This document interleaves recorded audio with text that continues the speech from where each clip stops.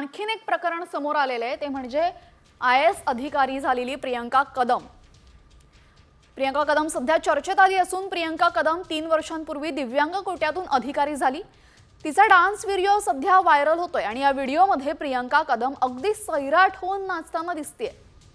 अपंग कोट्यातून निवड झालेल्या प्रियंका कदम नाचते कशी असा सवाल या निमित्ताने विचारला जातोय।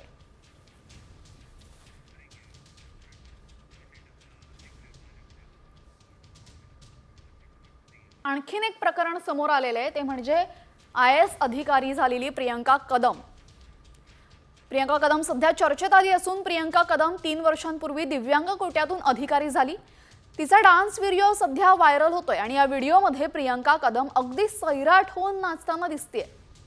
अपंग कोट्यातून निवड झालेल्या प्रियंका कदम नाचते कशी असा सवाल या निमित्ताने विचारला जातोय।